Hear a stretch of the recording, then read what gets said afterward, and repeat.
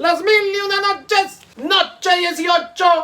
Amina, la segunda muchacha, había terminado de contar su historia. Y la tercera muchacha, Fahima, pues era muy pequeña o no tenía una historia interesante porque el rey ni la quiso escuchar.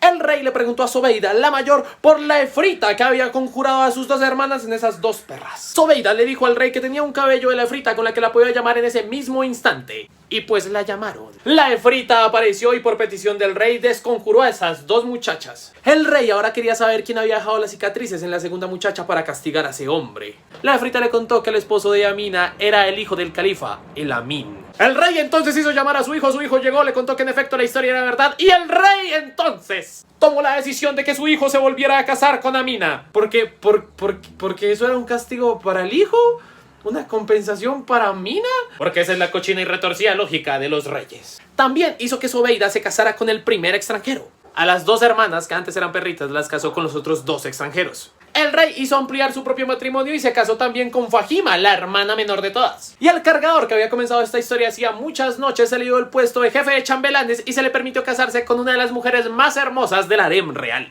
Y a todos les dio riquezas para que pudieran vivir sin preocupaciones. Ya sí, pero eso qué soluciona, las 5 mujeres ya tenían dinero y vivían bien solteras. Pues es que es la lógica de los reyes, hermano. Y eso concluye esta saga de historias que comenzó en la noche 9. Y antes de que el rey Escariar le preguntara a Sherezada si no tenía más historias, Sherezada le dijo que tenía más historias, ¡qué fresco! Y Sherezada comenzó con otra historia que ocurre con ese mismo califa en Bagdad. La historia de la joven despedazada de las 3 manzanas y del negro Rihan. Al califa Harun al-Rashid le gustaba vestirse como un ciudadano más e irse a ver cómo estaba la ciudad. Un día estaba en esas cuando vio a un pescador que estaba muy triste. Estaba triste porque había tenido una pésima pesca y no tenía nada que llevarle a su familia. Así que el califa le dijo que lanzara una vez más la red de pesca y lo que pescara él se lo iba a comprar en 100 dinares. El pescador dijo que de una y lanzó esa red. Y después de mucho jalar, sacó un cofre. El pescador se fue con sus 100 dinares y el califa se llevó ese cofre hasta su palacio. Cuando lo abrió, descubrió adentro una mujer despedazada. El califa, que era un hombre justo y no podía permitir los asesinatos en su reino, le dijo a su querido visir que encontrara al asesino de esa mujer en 3 días o si no lo iba a crucificar a él y a 40 de sus primos. ¿Pero por qué? Pues porque esa es la lógica de los reyes. Sí, ya entendí. Pues el visir se puso a llorar porque cómo iba a resolver ese crimen. 3 días de llanto y un crimen sin resolver más tarde, el visir y 40 de sus parientes estaban a punto de ser sacrificados. Y toda Bagdad estaba en plan, ¿pero qué hicieron? Es que el califa mandó al visir a resolver un crimen con el que no tenía relación alguna y pues no pudo. No paila y la lógica de los reyes, nada que hacer. Pero cuando los iban a crucificar, un joven se acercó al visir y aceptó que él había asesinado a la mujer. Y después un anciano llegó y dijo que no, que él había asesinado a la mujer. El califa mandó cancelar las crucifixiones y se llevó al anciano, al joven y al visir al palacio. Pero yo sigo con mi puesto, El rey pidió que contaran qué había pasado. El joven era el esposo de esa mujer y el anciano era el padre de esa mujer. Caso cerrado y la doctora Apolo no son nada al lado de estas cosas.